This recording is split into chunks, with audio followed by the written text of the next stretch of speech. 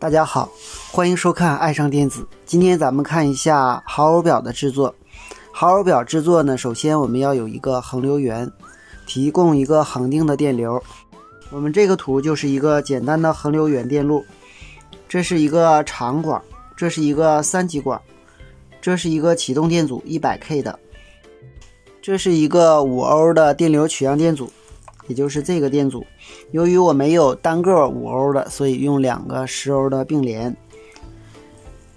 那么我们看一下这个图，很显然电源电压不影响电流。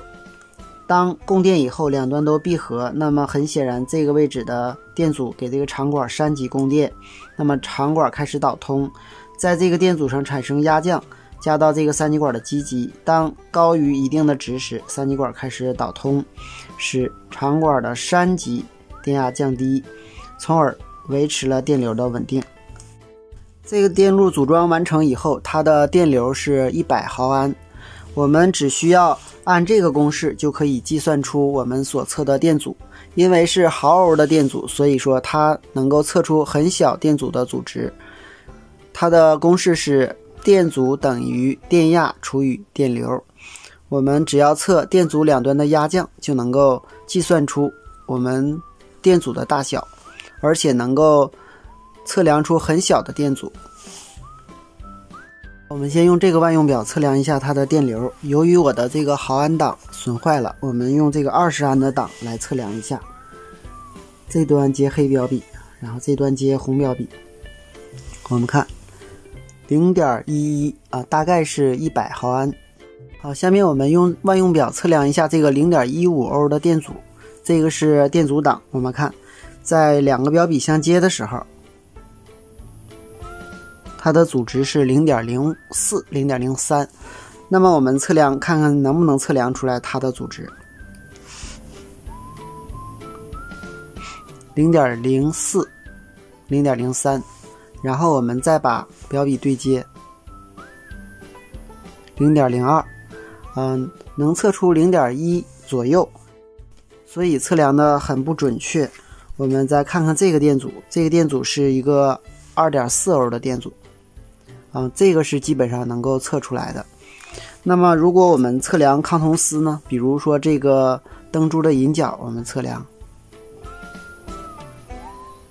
这个是不可能测量出来的。你看在表在不同的测量的时候，它的视数也是有变化的。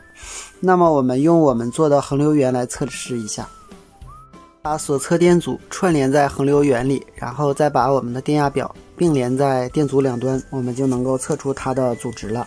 首先我们知道这个电流是100毫安，我们看一下它的压降是多少。插电，我们看是 15.6 毫伏。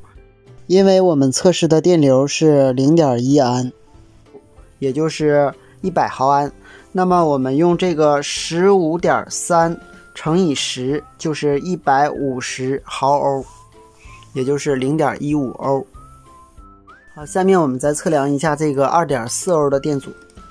插电，我们看是242毫伏。我们刚才测的电压是240毫伏，我们用的电流呢是100毫安，也就是 0.1 安。我们用240毫伏去除以 0.1 安，也就是说乘以10，那么就是 2.4 欧。下面我们测量一下这个灯珠的引脚，我们可以把它看成是抗同丝，看看是否能够测量出来。好，我们就测量这一段距离的阻值。插电，我们看是8毫伏，然后用这个8毫伏去乘以10，或者是去除以 0.1， 那么它就得到了一个80毫欧左右的阻值。好，今天咱们就到这里，谢谢大家，再见。